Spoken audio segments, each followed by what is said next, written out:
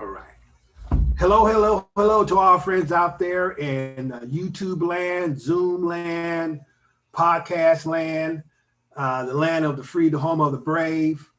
My name is Curtis O. Robinson Sr., and I'm your co-host for today's segment of Momentum, a Stewardship Idea.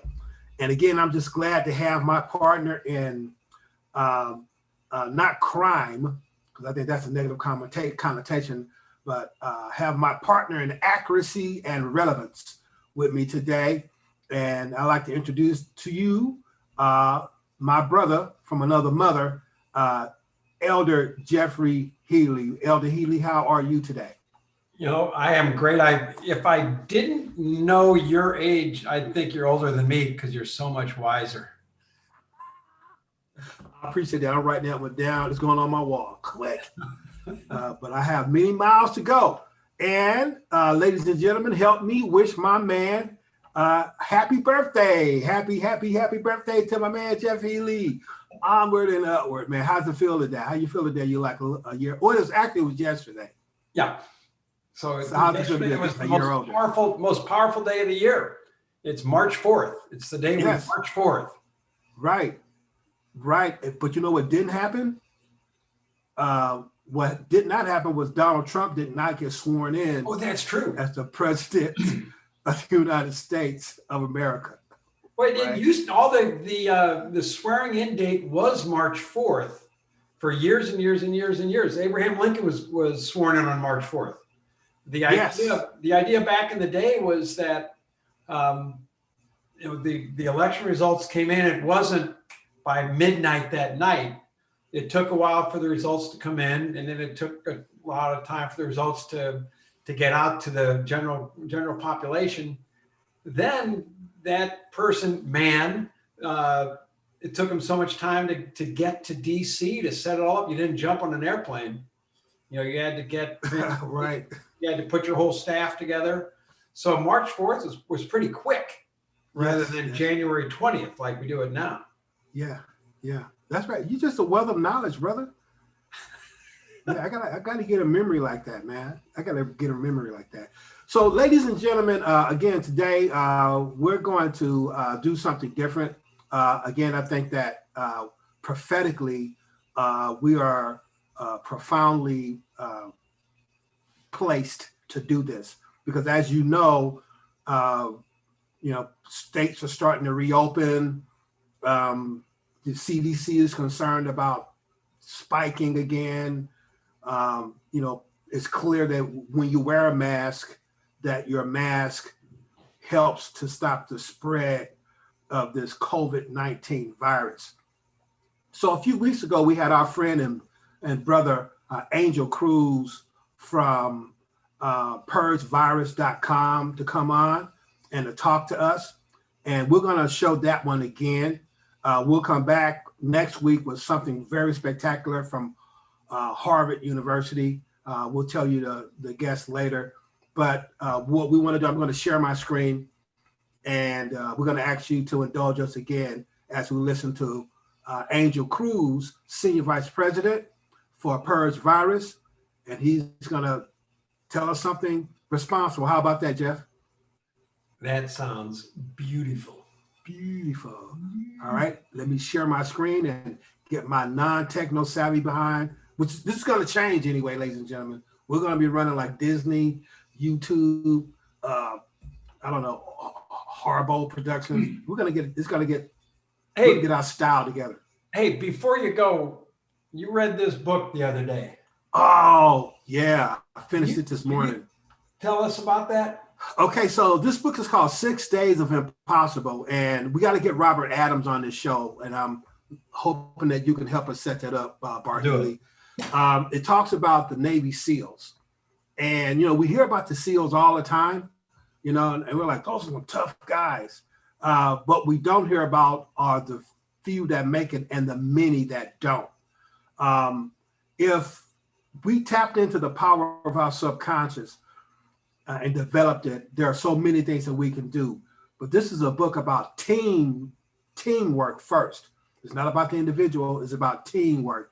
But if I tell you after reading this book you will hear and feel just from the training exercises, what goes on with these Navy SEALs.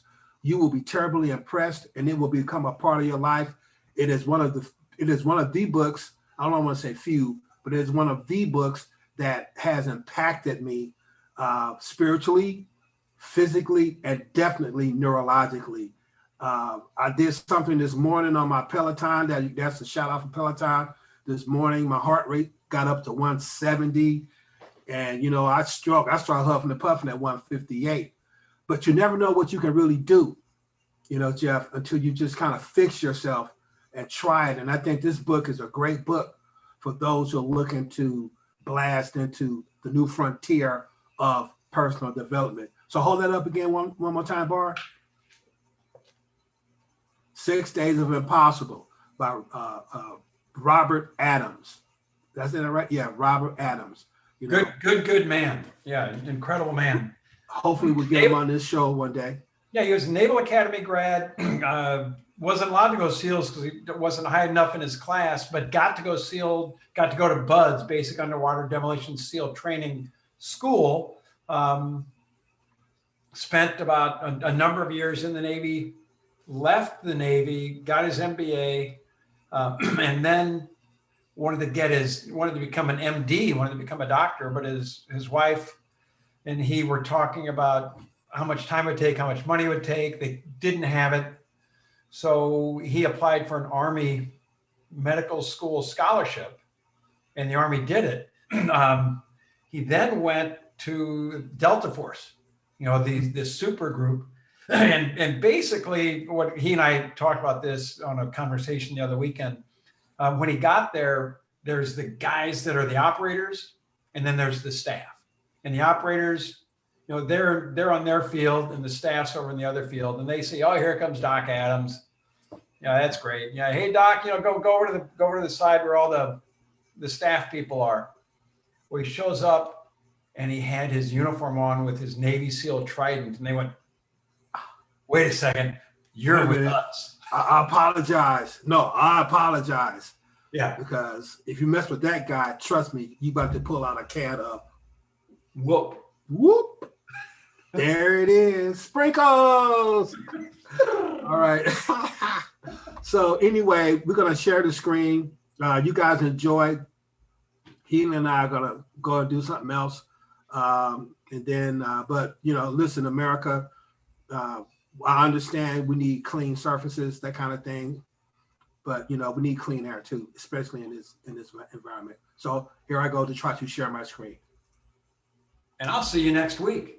Yes, sir. Love you, man. Happy birthday. Sprinkles.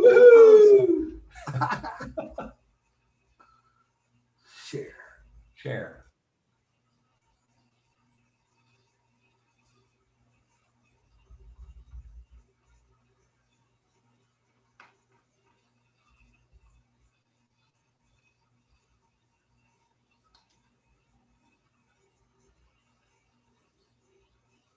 Oh, am I messing up again? Nah. It was on mute, I think.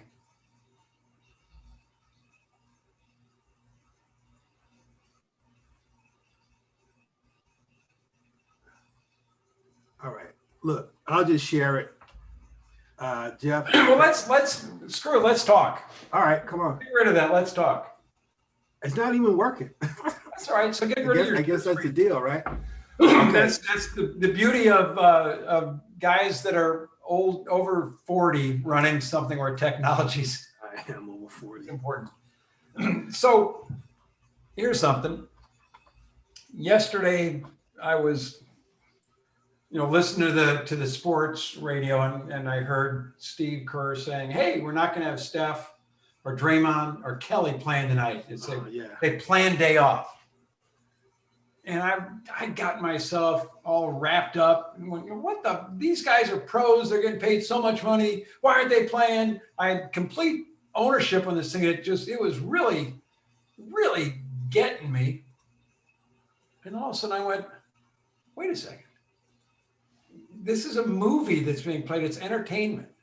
This is not something that I have ownership in. I have bought into the marketing mavens of the world trying to get me to say that that's my team. It's entertainment.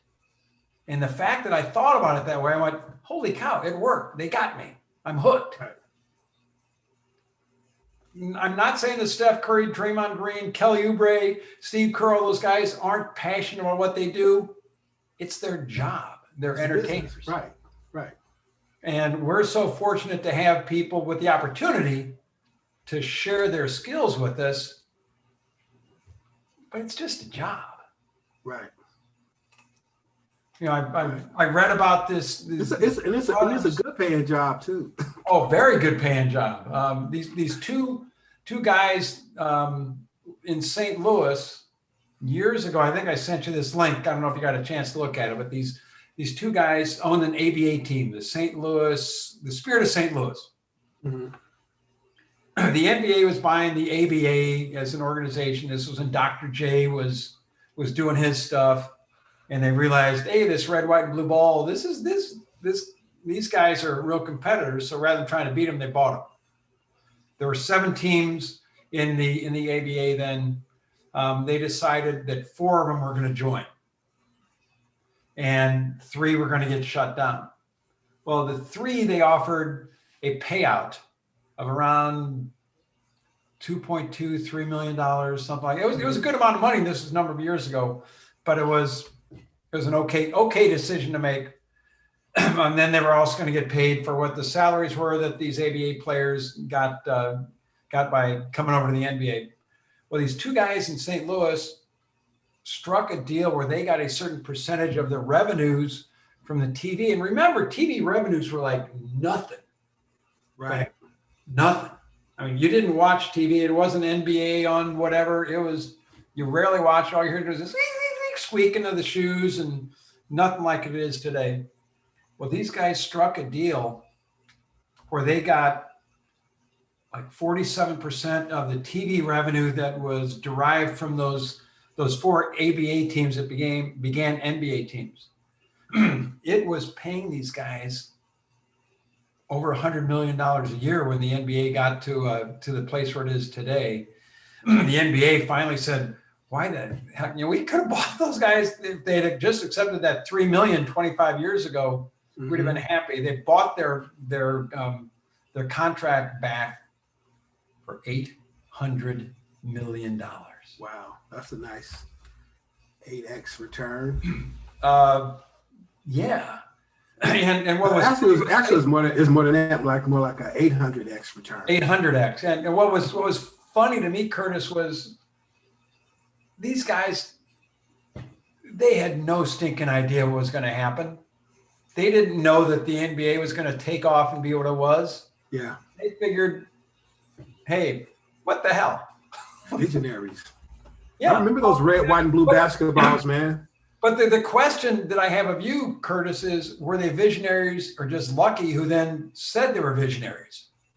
Well, I would think that they were visionaries. I mean, somebody had to have a vision, you know.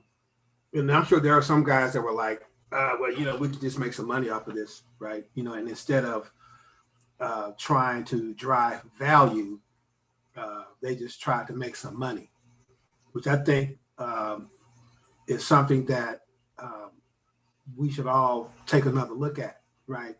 You know, it's one thing to make some money, but it's another thing to drive value. Because when you drive value, a community. Okay, so I want to ask you a real simple question then. Say you've got this guy that, man, this guy's got it going on. This guy is it. This is the deal. This is the real deal. And then he skips town. And nobody sees him again. They say this happened, but he's gone. Mm-hmm. People saw him, and then they didn't. And you're going, I was betting my whole life on this thing. And now the brother's gone. Mm-hmm. Mm-hmm. Well, that's the risk that you take. I remember some guy named Jesus that they had that thought about. Uh-huh. The guy had made all these promises, and then he's gone. Well, they didn't realize that Jesus was driving value. Exactly. Right. He knew that he would eventually do more by leaving than by staying. Now, I think that Jesus thought that, but you look at a guy like Martin Luther King Jr., right, who today is still profoundly valuable to the construct of the American, and no, I'm sorry, not American, global backdrop. You know what I mean? So, which I have one of his books out here right now that I've been reading all week. Beautiful. Written by his wife, Coretta Scott King, The Words of Martin Luther King. Excuse my country clothespins there, but it's my new technique for finding information, that I'm reading. All right, so let's talk about value again. You sent me an article. Let me ask you a question. Let me ask you another question. Something I've pondered, and evidently there's been some research into it. You're way more proficient in this than me. There was a book of Judas, and the contention was that Jesus and Judas got together, and Jesus said, or they agreed, I'm not sure who said what, that in order for God's word to really be known, Jesus needed to have the death and resurrection. If Jesus died as an old man, he'd have been a philosopher. Mm-hmm. Judas maybe wasn't so bad. He said, "Okay, I'll take the sword for all time." People say I'm the guy that killed Jesus. But do you think maybe just maybe that Judas said, "I'm willing to take that sword if that means that this word will be heard"? Think that's a possibility? Well, let's throw another rod in there. So they're sitting at the table, right? And Jesus is, he's an expert on behavior. He's a sociologist. And so he's been observing the behavior of his crew for the last three and a half years. And he throws it out on the table and he says, someone will betray me. And he says, whatever you do, do it quickly. Right. And I heard a theologian say that prompted Judas to pick that up. And that was the motivation that Judas himself needed to make that choice and make that decision. Right. I think that Judas was a part, he played a part. He was a character. Right. However, the real problem was that Jesus was absolutely dismantling the Roman Empire. And if you look further in the book of Luke, they got Jesus on the hook for tax evasion because the Pharisees and the Sadducees says, look, he's telling everybody not to pay taxes to Caesar. Ding, there's your button. So he's guilty of tax evasion. So that allowed them to bring him, that opened the door for them to bring him into the courtroom. And obviously they had, their motives were already set. They just tried to find a legal reason to, what they call a legal reason to make that happen. But if you look at the discussion, you look at the narrative, that tax situation never came up. But what did come up was how Jesus challenged the policies, of the Roman government and willingness. And he knew that he would probably do more in being crucified on the cross than he would if they let him go. But he saw it. He saw his demise coming. He knew it was coming. And I think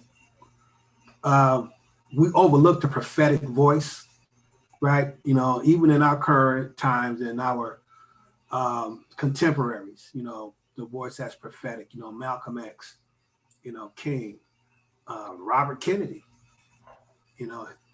John Kennedy, there was some prophetic, in their voices, man.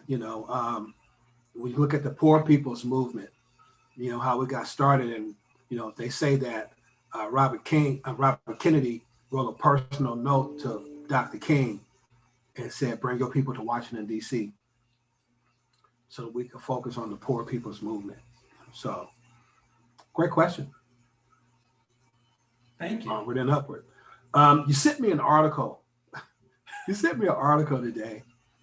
I saw it on CNBC early this morning before the markets open, and they talked about unemployment. They actually said that February's numbers were better than they thought they would be. So unemployment was, you had more people working in February, according to their stats, right?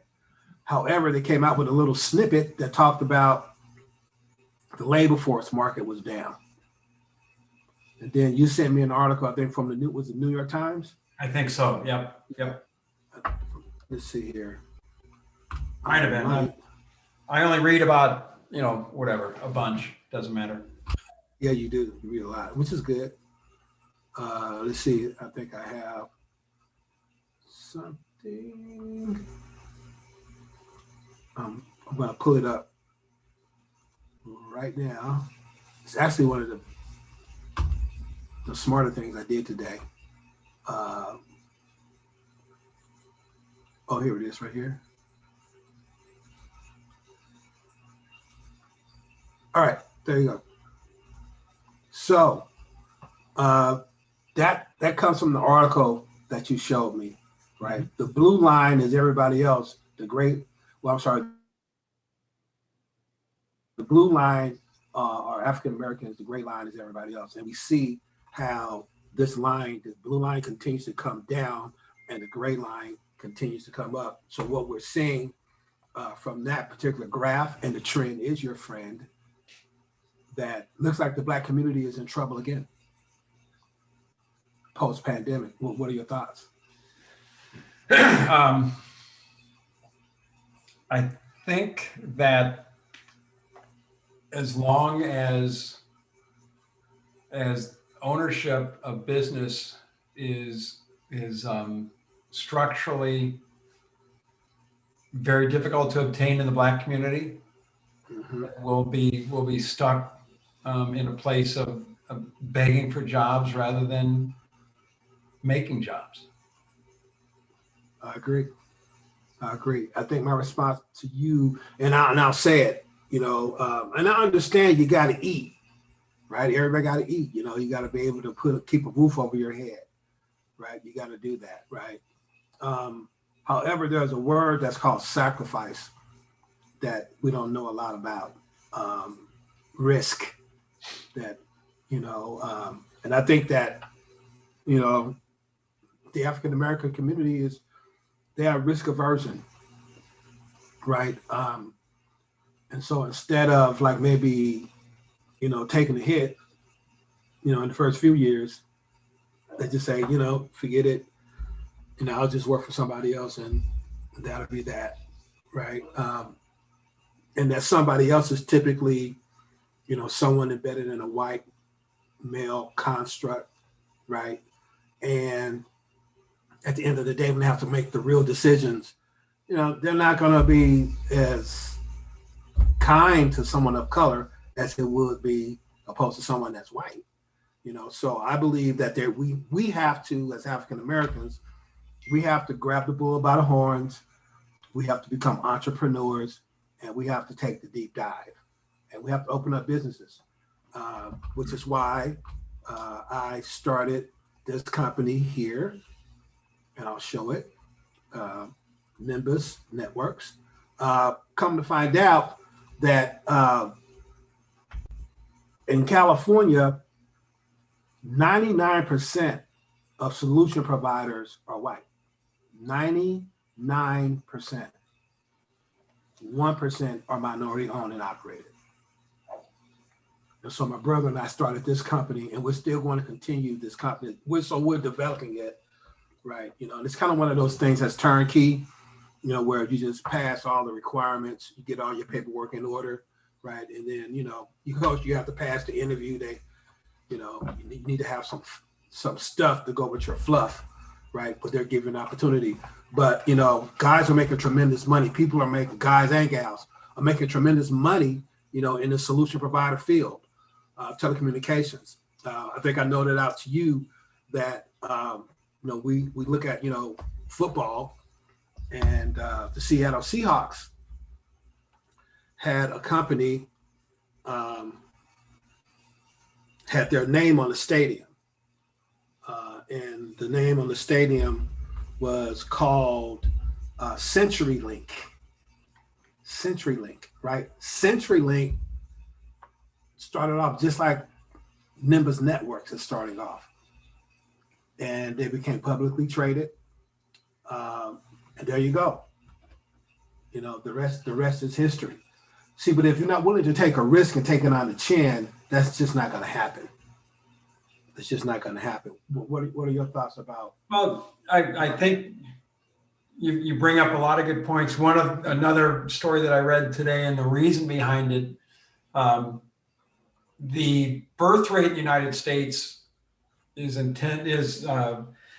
be 300,000 below what it was expected. It's down by 300,000. And we look back at 2008 during the global financial crisis, then birth rate was down by 500,000. Since people have, by and large, we've gone from an agrarian society to a manufacturing society. Used to be, if you had a farm, you had a lot of kids so that the kids could farm. You know, they'd be out there planting, weeding, whatever it was. That was one side of it. The second side of it was that there was no real retirement plan. So you had to have a lot of kids. So when you got old, your kids could support you. Mm-hmm. As humans moved into the city, manufacturing got better. Agriculture didn't need as many people. Technology helped there. Well, when you're moving to the city and you're in an apartment, if you have to pay so much for your apartment, for your food and the like, birth rates go down. When you've got something like the pandemic of now, the COVID, and what we had with the economic crisis, global financial crisis, we call it the GFC of 2008. One of the tough but important choices made by younger couples is we're not going to have another baby. Because if we do, one, we got another mouth to feed, and two, we might need a bigger apartment or house that we can't afford, and three, one of us is not going to be working full time like we both were before. So we're going to have less income, less dollars, all these issues, and that results in a smaller population. Mm-hmm. When business owners look at that and they realize that, they start tightening their belts. And you said it perfectly. They're going to retain the people that look like them. Mm-hmm.